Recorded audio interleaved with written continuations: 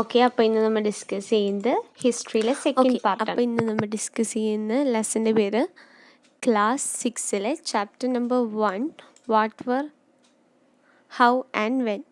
എവിടെ, എന്ത്, എവിടെ, ഹൗ എങ്ങനെ, വെൻ എപ്പോൾ. ഈ ഒരു 4 ക്വസ്റ്റ്യൻ്റെ ആൻസേഴ്സാണ് നമ്മൾ പഠിക്കാൻ പോകുന്നത്. ഈ ലെസണിൽ നമ്മൾ പഠിക്കുന്നത് ഏൻഷ്യൻ്റ് ഹിസ്റ്ററിയാണ്. മീൻസ് പണ്ട് കാലത്തുണ്ടായ ഹിസ്റ്ററി എങ്ങനെയാണ്, ഫോർമേഷൻ, സിവിലൈസേഷൻസ് എങ്ങനെയാണ് എന്നുള്ള കാര്യങ്ങളൊക്കെയാണ് ബേസ്ഡ് ഓൺ ഇന്ത്യനെ ബേസ് ചെയ്തിട്ടുള്ള കാര്യങ്ങളൊക്കെയാണ് നമ്മൾ പഠിക്കുന്നത്. ഓക്കെ, വളരെ ഇൻട്രസ്റ്റിംഗ് ആയിട്ടുള്ളൊരു ലെസണും കൂടിയാണിത്. ഓക്കെ, സോ നമുക്ക് ലെസൺ സ്റ്റാർട്ട് ചെയ്യാം. What where, how and when. Okay. Rashida sat reading the newspaper. Suddenly, her eyes fell on a small heading. 100 years ago. How? She wondered. Could anyone know what happened so many years ago? അപ്പോൾ റഷീദ ഒരു news paper വായിച്ചുകൊണ്ടിരിക്കുമ്പോൾ ഒരു article, ഒരു headline കണ്ണിൽ പെട്ടു. അതിലെന്താണ് എഴുതിയിരുന്നത്? 100 years ago. 100 years ago. അപ്പം ഒന്ന് ആലോചിച്ചു, എന്താണ് ഈ 100 years ago സംഭവിച്ചത് എന്ന് അവൾ ആലോചിച്ചു. ഓക്കെ, അതാണ് ഇവിടെ പറയുന്നത്. ഇനി എങ്ങനെയാണ് നമുക്ക് അതിന് മുന്നേ ഉള്ള കാര്യങ്ങളൊക്കെ മനസ്സിലാകുന്നത്, എങ്ങനത്തെ മെത്തേഡ്സിലൂടെയാണെന്നാണ് റഷീദ് ചിന്തിക്കുന്നത്. Okay, finding out what happened. എങ്ങനെയാണ് നമ്മൾ കണ്ടുപിടിക്കുന്നത്? ഓക്കെ, നമുക്ക് ഏതൊക്കെ മെത്തേഡ്സ് വഴിയാണ് ഈ കാലഘട്ടത്തിൽ നടക്കുന്ന കാര്യങ്ങൾ നമ്മൾ അറിയുന്നത് അല്ലേ? Radios, television, news paper, T V ഒക്കെ വഴിയാണ് ഇപ്പം നമ്മൾ പ്രസൻ്റ്ലി എന്താണ് നമ്മുടെ ലോകത്ത് സംഭവിച്ചുകൊണ്ടിരിക്കുന്നത് അത് നമ്മൾ അറിയുന്നത് ഇതേപോലത്തെ മീഡിയാസിലൂടെയാണ്. ഓക്കെ, അപ്പോൾ നമ്മൾ പാസ്റ്റിനെ പറ്റി എങ്ങനെ അറിയും? ഇത് ഇപ്പം നടക്കുന്ന കാര്യം, ഇത് പ്രസൻ്റാണ് ആക്ച്വലി. ഓക്കെ, പ്രസൻറ്റ് കാര്യമാണ് പറയുന്നത്. ഇനി പാസ്റ്റിനെ പറ്റി നമ്മൾ എങ്ങനെ അറിയും എന്നാണ് നമ്മുടെ ക്വസ്റ്റ്യൻ. പാസ്റ്റ് ഒരു ബിഗ് ക്വസ്റ്റ്യൻ ആയിട്ട് അവിടെ നിൽക്കുകയാണ്. അപ്പോൾ പാസ്റ്റിനെ പറ്റി എങ്ങനെ അറിയും എന്ന് ചോദിച്ചാൽ നമുക്ക് വായിക്കാം പാസ്റ്റിനെ പറ്റി അറിയാനുള്ള വഴികൾ. There are several things we can find out. What people eat, what kind of clothes they wear, what houses they lived in. We can find about the lives of hunters, herders, farmers, rulers, merchants, priests, craftspersons, artists, and musicians, scientists.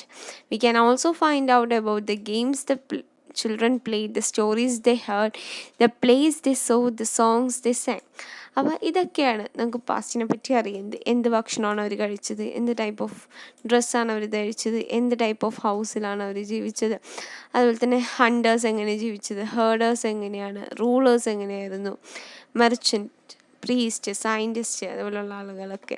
അതേപോലെ പണ്ടത്തെ കുട്ടികൾ എന്ത് ഗെയിംസാണ് കളിച്ചുകൊണ്ടിരുന്നത്, എന്തൊക്കെ സ്റ്റോറീസാണ് അവർ കേട്ടത്, ഏതൊക്കെ നാടകങ്ങളാണ് കണ്ടത്, അല്ലെങ്കിൽ എന്തൊക്കെ പാട്ടുകളാണ് അവർ പാടിയത്. ഇതിനൊക്കെ ഉള്ള ഉത്തരം എവിടെ നിന്ന് കിട്ടുള്ളൂ?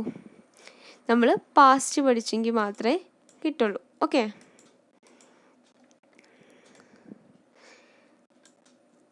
Okay. Where did the people lived. എവിടെയാണ് ഈ ആളുകളൊക്കെ ജീവിച്ചത്? ഓക്കെ, അതാണ് അടുത്ത topic. The people the lived along the banks of several rivers 100,000 years. എവിടെയാണ് അവർ ജീവിച്ചത്? ബാങ്ക് ഓഫ് റിവേഴ്സ്, നദികളുടെ തീരങ്ങളിൽ. Some of the earliest people who lived were skilled gatherers. പണ്ടത്തെ ആൾക്കാർ എന്തായിരുന്നു? Skilled gatherers. ഇമ്പോർട്ടൻറ്റ് ടേമാണ്. ഓക്കെ, മാർക്ക് ചെയ്ത് വെച്ചോളേ. The people who gather their food. എന്താണ് സ്കിൽഡ് ഗ്യാദേഴ്സ് എന്ന് പറഞ്ഞാൽ എന്താണ്? The people who gather their food. They knew about the vast wealth of the planet in the surrounding forest and collect roots, fruits and other forest products for their food. They also haunted animals. അപ്പോൾ അവരെന്തൊക്കെയാണ് ചെയ്യുന്നത്? അവർ ചുറ്റുമുള്ള എവിടെയൊക്കെ ഫോറസ്റ്റിൽ എന്തൊക്കെ collect ചെയ്യാനുള്ള Roots ഉണ്ട്, fruits ഉണ്ടെന്നൊക്കെ അവർ കണ്ടുപിടിച്ചിട്ടുണ്ട്. അതേപോലെ തന്നെ ഏതൊക്കെ ആനിമൽസിനെ ഹണ്ട് ചെയ്തിട്ടാണ് അവർ കഴിച്ചുകൊണ്ടിരുന്നത്. Okay, next one.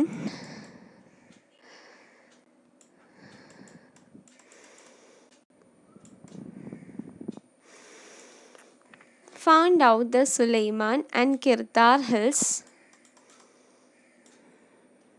Sulaiman and Kirtar hills. Suleiman and Kirtar hills എവിടെയെന്ന് നമുക്ക് നോക്കാം മാപ്പിൽ.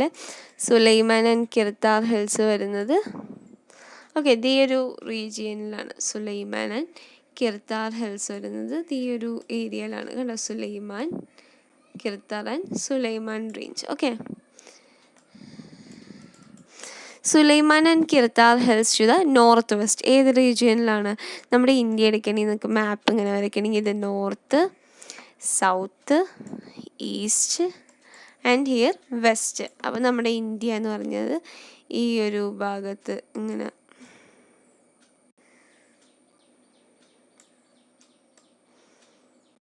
ഇങ്ങനെയാണ് ഒരു ഏകദേശം ഒരു സ്ട്രക്ചർ ഇത്. അപ്പോൾ ഈ ഒരു റീജിയനിലാണ് നമ്മൾ കണ്ടത് എന്ത്, സുലൈമാൻ ആൻഡ് കിർത്താർ ഹിൽസ്. അപ്പോൾ ഈ റീജിയൻ ഏതാണ്? North west. അപ്പോൾ ഇതാണ് north west region. Okay, north west region അതാണ്.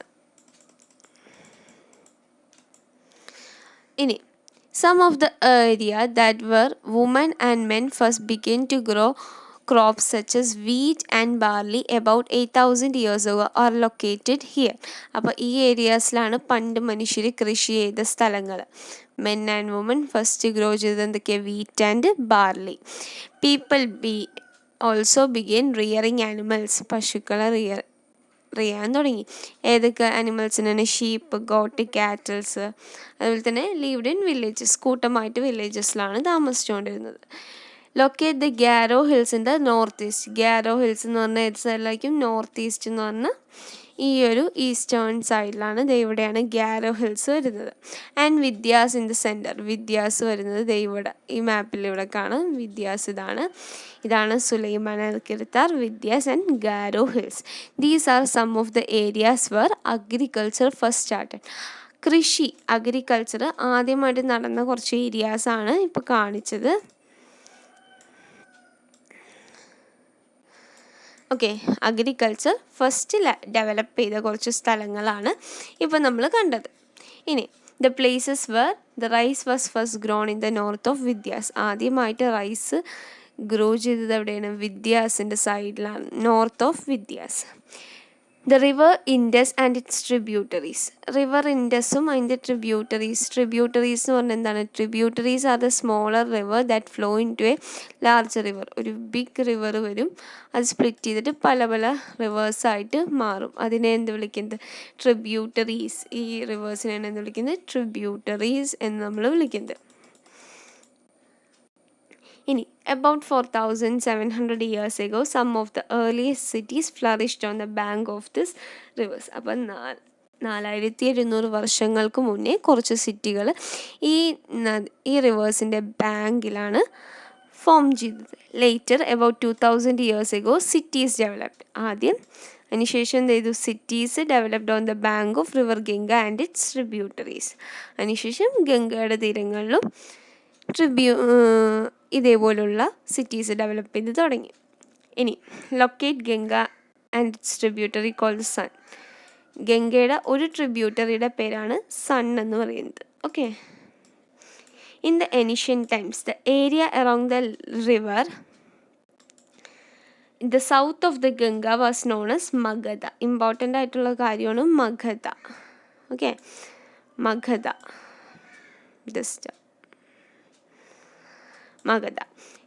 its rulers were very powerful and set up a large kingdom. ഒരു വലിയ കിങ്ഡം തന്നെ ഉണ്ടായിരുന്നു. The kingdom were set up in the other parts of the country. ഇതിന് ശേഷം രാജ്യത്തിൻ്റെ പല ഭാഗങ്ങളിലായിട്ടും എന്ത് കണ്ടു തുടങ്ങിയിട്ടുണ്ടായിരുന്നു?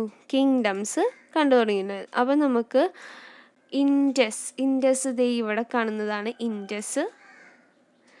ഗംഗ ഇവിടെയുണ്ട്. അതിൻ്റെ ട്രിബ്യൂട്ടറി സൺ ഇവിടെ കാണുന്നതാണ്. ഓക്കെ, അതുപോലെ നമുക്ക് നോക്കാനുള്ള വേറൊരു ടേം എന്ന് പറയുന്നത് നേരത്തെ കണ്ട സുലൈമാൻ, കിർത്താർ.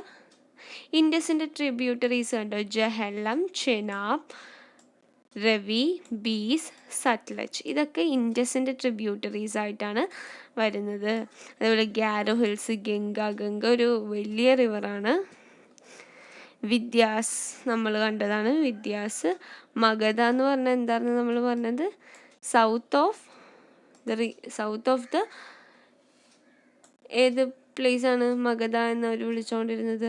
South of Ganga. ഗംഗയുടെ സൗത്ത് റീജിയൻ ആണ് മഗധ. മീൻസ് ഈ ഒരു ഏരിയാസ് ആയിട്ട് വരും. ഗംഗയുടെ സൗത്ത് റീജിയൻ എന്ന് പറഞ്ഞാൽ ഈ ഒരു ഏരിയയിലാണ് മഗധ ഉള്ളത്, മഗധ ഉണ്ടായിരുന്നത്. ഓക്കെ,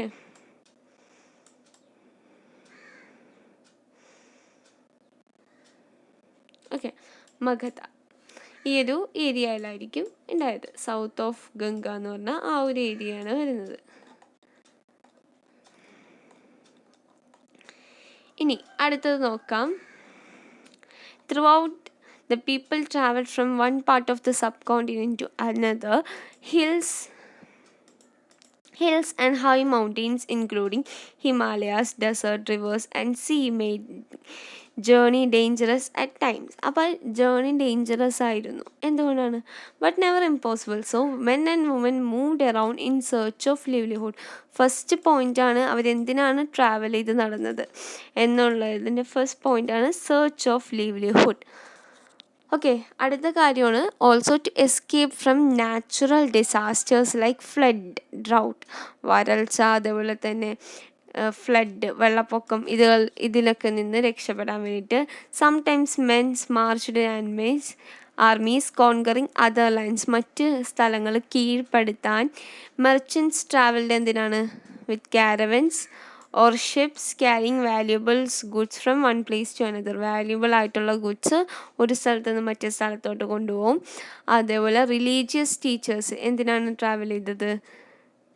ഫോർ അഡ്വൈസിങ്, അവർ കാണുന്ന വഴിയൊക്കെ അഡ്വൈസ് ചെയ്യും ആളുകളൊക്കെ, അതേപോലെ തന്നെ ഇൻസ്ട്രക്ഷൻസ് കൊടുക്കും. Finally some people travel for ഒരു സ്പിരിറ്റ് ഓഫ് അഡ്വഞ്ചറിന് വേണ്ടിയിട്ട് ആളുകൾ ട്രാവൽ ചെയ്യും അല്ലേ, wanting to discover new and exciting places. Travelling വഴി പല പല സ്ഥലങ്ങൾ കാണുക, അതേപോലെ തന്നെ പല അഡ്വഞ്ചറിൽ ഇൻവോൾവ് ആവുകയും ചെയ്യാൻ വേണ്ടിയിട്ട് ആളുകൾ എന്ത് ചെയ്യും? ട്രാവൽ ചെയ്യും. അപ്പോൾ ഫസ്റ്റ് വൺ എന്താണ്? Search of livelihood. Second one escape from natural calamities, escape from natural disasters like flood and drought, അതുപോലെ തന്നെ കോൺകറിങ് അതർ ലാൻഡ്, പിന്നെ എന്തിനാണ് carrying valuable goods from one place to another, advising people, അതുപോലെ തന്നെ spirit of an adventure. ഈ വക കാര്യങ്ങൾക്കാണ് അവർ ട്രാവൽ ചെയ്തത്. ഓക്കെ, നെക്സ്റ്റ് വൺ നോക്കാം. ഇപ്പം ഈ കാലഘട്ടത്തിൽ എന്തിനാണ് നമ്മൾ കച്ചവടത്തിനായിട്ട് ട്രാവൽ ചെയ്യും, അതുപോലെ ധാരാളം കാര്യങ്ങൾക്ക് നമ്മൾ ഈ കാലഘട്ടത്തിൽ ട്രാവൽ ചെയ്യും.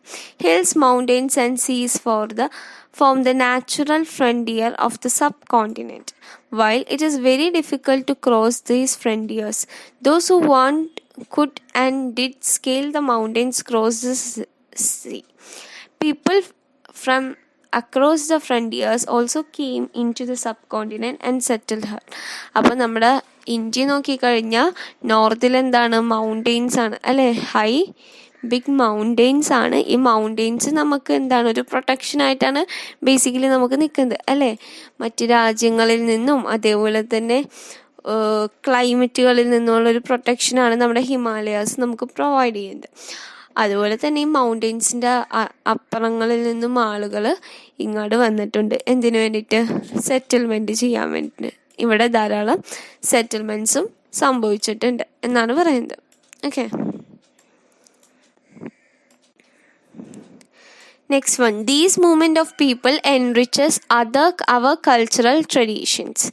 People have shared new way of carving stone, composing music and even cooking food over several hundred years ago. അപ്പോൾ ഇവർ വന്നതോടുകൂടി നമുക്കും ധാരാളം ചേഞ്ചസ് വന്നു. നമ്മുടെ ട്രഡീഷൻ അല്ലെങ്കിൽ നമ്മുടെ കൾച്ചറിലും ധാരാളം ചേഞ്ചസ് വന്നു. New ways of carving stone, composing music, cooking ഫുഡൊക്കെ പല രീതികളും നമ്മളും മാറ്റി. ഓക്കെ, ഇനി name of land.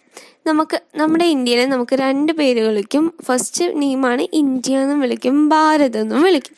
Okay, first നമുക്ക് ഇന്ത്യ എന്ന പേര് എവിടെ നിന്നാണ് വന്നതെന്ന് നോക്കാം. ഇന്ത്യ എന്ന പേര് വന്നത് comes from the word Indus, called Sindhu in Sanskrit.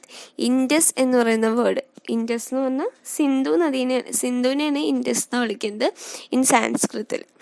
Okay, the Iranians, Greek who came to the northwest about 2500 years ago were familiar with Indus and called us Hindos or Indos.